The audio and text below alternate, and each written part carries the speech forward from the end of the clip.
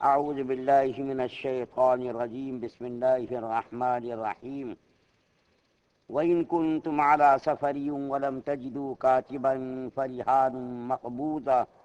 فإن أمن بعضكم بعضا فليؤدي الذي اؤتمن أمانته وليتق الله ربه ولا تكتموا الشهادة ومن يكتمها فإنه آثم قلبه والله بما تعملون عليم۔ اور اگر ایک دوسرے کا اعتبار کرتا ہو تو جس شخص کا اعتبار کر لیا گیا ہے یعنی مدیون، اس کو چاہیے کہ دوسرے کا حق پورا پورا ادا کر دے اور اللہ تعالیٰ سے جو کہ اس کا پروردگار ہے ڈرے اور شہادت کا اخفا مت کرو، اور جو شخص اس کا اخفا کرے گا اس کا قلب گناہگار ہوگا اور اللہ تعالیٰ تمہارے کیے ہوئے کاموں کو خوب جانتے ہیں۔ سورہ بقرہ کی 283 نمبر کی آیت آپ کے سامنے پڑھی گئی ہے، اس کا ترجمہ بیان کیا گیا۔ 282 نمبر کی آیت، اس سے پہلے جو بڑی آیت تھی اس کے اندر اللہ تعالیٰ نے ایمان والوں کو حکم دیا تھا کہ جب تم کوئی معاملہ کرو ادھار کا تو لکھ لیا کرو، اور اس کے اوپر 2 مرد گواہ بھی بنا لیا کرو، اور اگر 2 گواہ مرد نہ ملے تو ایک مرد 2 عورتوں کو گواہ بنا لو، تاکہ ہر قسم کی تنازعات سے، ہر قسم کے شر و فساد سے حفاظت ہو سکے۔ اطمینان کے لیے لکھ لیا کرو۔ اس آیت کریمہ کے اندر اطمینان کی ایک صورت بیان اور کی گئی ہے۔ وہ اطمینان کی صورت یہ بیان کی گئی ہے کہ رہن، جس کو ہم اپنی زبان میں گروی بھی کہتے ہیں، کہ اگر کسی کے ساتھ معاملہ کرنا ہو، سفر میں ہو، حضر میں ہو، شہر میں ہو، دیہات میں ہو، کہیں بھی ہو، کوئی معاملہ اگر کرنا ہو تو معاملے کے اطمینان کے لیے اگر کسی کو قرض لینا ہے تو قرض لینے والے سے بطور رہن، بطور گروی کوئی چیز رکھ لو، سونا ہے، چاندی ہے، گھر ہے، زمین ہے، جائیداد ہے، کوئی بھی چیز ہو، اس سے اطمینان کے لیے کوئی چیز رکھ لو تاکہ اطمینان رہے۔ بعض علماء مفسرین کہتے ہیں کہ یہ رہن کا رکھنا سفر میں ہے، جیسا کہ حضرت مجاہد رحمۃ اللہ علیہ فرماتے ہیں اور حضرت داؤد رحمۃ اللہ علیہ کہ سفر میں اگر کوئی آدمی ہو اور اس کے پاس کاتب بھی ہو یعنی لکھنے والا بھی ہو تو رہن رکھنا جائز ہے۔ اگر کاتب نہیں ہے، کوئی لکھنے پڑھنے والا نہیں ہے تو رہن رکھنا جائز نہیں ہے۔ لیکن علماء جمہور کا اس بات پر اتفاق ہے، سفر میں ہو، حضر میں ہو، مجاہد رحمۃ اللہ علیہ اور داؤد رحمۃ اللہ علیہ کہتے کہ رہن کا رکھنا سفر میں صرف جائز ہے، حضر میں یعنی اقامت میں یعنی گھر میں رہ کر، گاؤں میں رہ کر، شہر میں رہ کر جائز نہیں ہے، وہ کہتے ہیں۔ لیکن علماء جمہور اس بات پر متفق ہیں، ہر صورت میں چاہے لکھنے والا ہو چاہے لکھنے والا نہ ہو، سفر میں ہو، حضر میں ہو، شہر میں ہو، دیہات میں ہو، کہیں بھی ہو، بہر صورت رہن کا رکھنا جائز ہے، یہ ناجائز نہیں ہے۔ کبھی بھی آدمی رہن رکھ سکتا ہے، اور رہن رکھنے کا مطلب کیا ہوتا؟ اطمینان ہو جائے کہ آپ کو میں نے قرضہ دیا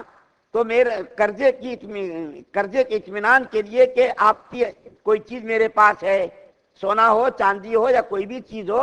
جب ہمارے پاس آپ کی چیز رہے گی تو ہمیں بھی اطمینان ہوگا کہ آپ کہاں جائیں گے بھاگ کر کے، آپ کی تو قیمتی چیز میرے پاس رکھی ہوئی ہے، تو رہن کے لیے رکھنا جائز ہے۔ لیکن یہاں پر یہ بات یاد رکھ لینی چاہیے کہ رہن شدہ چیز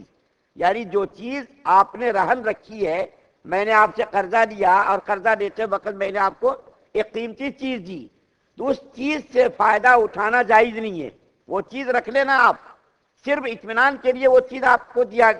وہ چیز دی گئی ہے، استعمال کرنے کے لیے نہیں۔ لیکن آج المیہ یہ ہے کہ بہت سارے لوگوں کو دیکھا گیا کہ گھر رہن پہ رکھ لیتے، کسی کو ضرورت ہوتی ہے کسی مسئلے کی پریشانی کی وجہ سے تو گھر رہن رکھ دیتے، اور جو رہن لیتا ہے، وہ جو گھر لیتا ہے پیسے دے کر کے، اس گھر کو کرائے پر لوگ لگا دیتے، اس کا پیسہ بھی آتا رہتا، اس کا پیسہ بھی محفوظ ہے، اور جو گھر یعنی گروی جو گھر رکھا گیا اس رہن شدہ گھر پر کرایہ بھی آتا رہتا، یا تو خود وہ آدمی رہتا ہے اور خود رہتا بھی ہے اور اس کو کرائے پر بھی دے دیتا۔ تو یہ مسئلہ یاد رکھنا چاہیے کہ رہن کے لیے بطور ضمانت اطمینان کے لیے جو گھر رکھا گیا ہے اس گھر سے استفادہ کرنا، فائدہ اٹھانا ناجائز ہے۔ بس اطمینان کے لیے دیا گیا، اس کو رکھ دیجیے، آپ اس سے فائدہ مت اٹھائیے۔ فائدہ اگر اٹھائیں گے اور اس سے استفادہ کریں گے یا اس کو کرائے پر آپ دیں گے تو یہ ناجائز ہوگا، اس کی آمدنی بھی ناجائز ہوگی۔ تو رہن شدہ چیز کو رکھ لینا ہے بس اطمینان کے لیے۔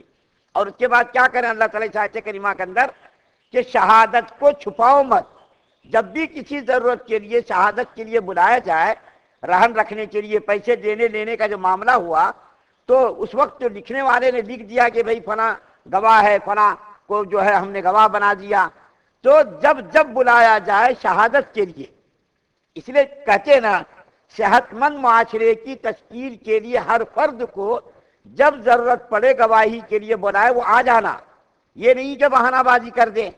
اور شہادت کا اخفا کرنا یعنی چھپانا یہ حرام ہے۔ دو طریقوں سے شہادت کا اخفا یعنی چھپانا ہوتا، ایک تو آدمی گواہی دے ہی نہ، میں نہیں آتا بھائی، میں مسئلے میں نہیں اٹکتا، میں ان چیزوں میں پڑھنا نہیں چاہتا، ایک تو یہ ہے کہ گواہی نہ دے، دوسرا یہ کہ گواہی دے لیکن جھوٹی گواہی دے، جیسا کہ آج کل عدالتوں میں ہو رہا۔ آج چھوکروں میں انصاف جو ہے کیا ہو رہا، آج چھوکروں میں انصاف بٹ رہا۔ پیسے دیجئے، کتنے بھی گواہ لے لیجئے،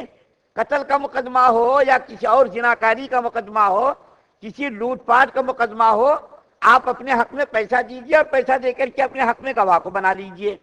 اس لیے آج دنیا میں انصاف مہنگا ہو گیا۔ انصاف کیا ہوگا؟ مہنگا ہو گیا۔ جس کے پاس پیسہ ہے بڑے بڑے جرائم کر کے وہ پیسوں کی طاقت کے بلبوتے پر گواہوں کو خرید لیتا اور عدالتوں میں پیش کر دیتا کہ دیکھو بھائی ایسا ہوا، یہ میرے گواہ ہیں، یہ میرے گواہ ہیں۔ حالانکہ گواہی دینے کے لیے پیسوں کا دینا، اجرت کا دینا یہ حرام ہے۔ گواہی دینے کے لیے پیسوں کا دینا، اجرت کا دینا یہ بالکل حرام ہے۔ اس پر اجرت لینا جائز نہیں۔ ہاں البتہ اگر کوئی اگر آدمی آنے جانے کا خرچہ دے دے، کھانے پینے کا خرچہ دے دے، یہ جائز ہے۔ لیکن میں اتنے پیسے دوں گا، گواہی دوں گا، یہ بالکل حرام ہے، یہ جائز نہیں ہے۔ یہ صحت مند معاشرے کی تشکیل میں بڑا ہی نقصان ثابت ہو رہا۔ قرآن کے اندر اللہ فرماتے ہیں، کئی جگہوں پر اس کو بیان کیا کہ اگر تمہارا بھی نقصان ہو، تمہارے ماں باپ کا نقصان ہو، تم یہ مت دیکھو کہ تمہارا نقصان ہو رہا، گواہی دو، حق گواہی۔ اسی طریقے ماں باپ کا نقصان ہو رہا، ارے یہ آدمی بیچارہ غریب ہے، اس کے خلاف ہم گواہی دیں گے تو اس کا نقصان ہوگا، یہ بیچارہ امیر ہے، اس کے خلاف گواہی دیں گے تو یہ میرا دشمن بن جائے گا۔ یہ سب بالکل مت دیکھو، امیر ہو، غریب ہو، کوئی بھی ہو، گواہی کے لیے بلایا جائے حق گواہی دینا، سچی گواہی دینا یہ ضروری ہے۔ اپنا نقصان ہو جب بھی سچی گواہی دینا چاہیے، اپنے ماں باپ کا نقصان ہو جب بھی سچی گواہی دینی چاہیے۔ فقیر ہے، غریب ہے، اس کا نقصان ہے جب بھی سچی گواہی دینی چاہیے۔ بڑا ہے، پیسے والا ہے، اس کے خلاف گواہی دیں گے نقصان پہنچائیں گے، نہیں، یہ نہیں دیکھنا ہے۔ صحت مند معاشرے کی تشکیل کے لیے گواہی کے لیے جب بلایا جائے ہر فرد کو حاضر ہونا ضروری ہے۔ دیکھا دیکھی یہ بڑا ہے، یہ غریب ہے، یہ چھوٹا نہیں۔ اس لیے قرآن کے اندر بہت ساری جگہوں پر اس بات کی تاکید کی گئی کہ گواہی دو، اور وہ گواہی سچی گواہی ہونی چاہیے، غلط گواہی نہیں ہونی چاہیے۔ اور گواہی کا چھپانا حرام ہے، غلط گواہی دینا بھی حرام ہے۔ کیونکہ اللہ کیا فرما رہے ہیں کہ اگر تم نے غلط گواہی دی اور شہادت کو تم نے چھپایا، تمہارا دل گناہ گار ہوگا، تمہارا دل کیا ہوگا؟ گناہ گار ہوگا۔ ایک بات مجھ کو اور ابھی یاد آ گئی کہ حضرت مجاہد اور حضرت داؤد رحمۃ اللہ علیہما کہتے ہیں کہ سفر میں یہ صرف رہن رکھنا جائز ہے، حضر میں یعنی اقامت میں نہیں۔ لیکن علماء جمہور کا میں نے ابھی جو کہا دلیل میں نے پیش آپ کے سامنے نہیں کی کہ ہر حال میں رہن کا رکھنا جائز ہے، سفر میں ہو، حضر میں ہو، ہر حال میں کاتب لکھنے والا ملے نہ ملے، ہر حال میں رہن رکھنا جائز ہے۔ ہماری دلیل جو جمہور کی دلیل ہے وہ یہ ہے، حضرت انس رضی اللہ تعالیٰ عنہ، حضرت عائشہ رضی اللہ تعالیٰ عنہ بطور جو ہے روایت میں ثبوت کے پیش کر رہا دلیل کے، یہ دونوں کہتے کہ اللہ کے رسول صلی اللہ علیہ وسلم جب دنیا سے تشریف لے جا رہے تھے تو آپ نے ایک یہودی سے بطور قرض آپ نے گروی رکھ کر کے، زیرہ تلوار آپ نے رکھ کر کے ایک یہودی سے 30 وثق جو آپ نے لیا تھا، آپ کے پاس جو زیرہ تھی، ہتھیار جو تھا، اس ہتھیار کو رکھ کر کے یہودی کے پاس آپ نے اپنی بیویوں کی ضروریات کی تکمیل کے لیے 30 وثق جو آپ نے لیا تھا، اور آپ کا دنیا سے انتقال ہو گیا اور وہ قرضہ رہا، قرضہ جو ہے آپ کی بیوی نے اور دوسرے لوگوں نے ادا کیا۔ تو اس حال میں آپ کا انتقال ہوا کہ آپ نے ایک یہودی سے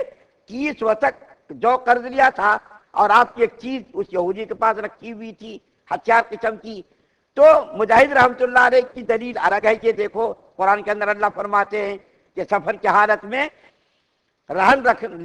رہن کا معاملہ کرنا جائز ہے، حضر میں جائز نہیں، لیکن اللہ کے رسول صلی اللہ علیہ وسلم نے بھی رہن رکھ کر کے جو لیا تھا، تو بارے قیب رہن رکھنا ہر صورت میں جائز ہے، اور رہن کے رکھنے کا مقصد یہ ہے کہ اطمینان ہو جائے، آدمی کو کوئی پریشانی نہ ہو کہ پتہ نہیں یہ پیسے لے رہا۔ اور عیسائی کے اندر ایک اور بات بتائی گئی کہ اگر رہن رکھتے وقت لکھا پڑھی کرنے والا کوئی نہ ملے، کوئی کاتب نہیں ملا، لکھنے والا نہیں ملا، یہ نہیں کرے ہماری تو تحریر میں کوئی چیز ہے ہی نہیں لکھی ہوئی، خیانت کر دو، نہیں۔ اللہ کیا فرما رہے ہیں؟ اگر تحریر میں وہ چیز نہیں آئی ہے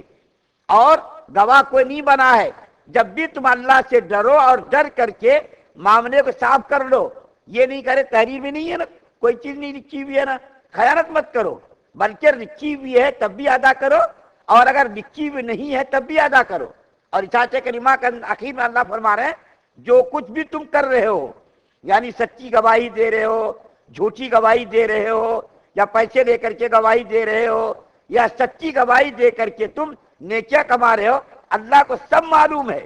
جھوٹی گواہی کا بھی علم ہے، سچی گواہی کا بھی علم ہے، اور گواہی کو چھپا رہے اس کا بھی علم ہے، ہر چیز کا اللہ کو علم ہے۔ اس لیے تم ہر وقت خبردار رہو، چوکنا رہو، اللہ تعالیٰ تمہارے اوپر نگہبان ہے، محافظ ہے، دیکھ رہا، اور تمہاری ہر حرکتوں کو اللہ تعالیٰ اپنی نظر میں رکھے ہوئے ہے۔ یہ مت سمجھو کہ ہم جھوٹی گواہی دیں گے، کس کو معلوم، گواہی کو چھپائیں گے، کس کو معلوم، یہ مت سوچو، بلکہ اللہ تعالیٰ نگرانی کر رہا، دیکھ رہا، اللہ کو ہر چیز کا پتہ ہے۔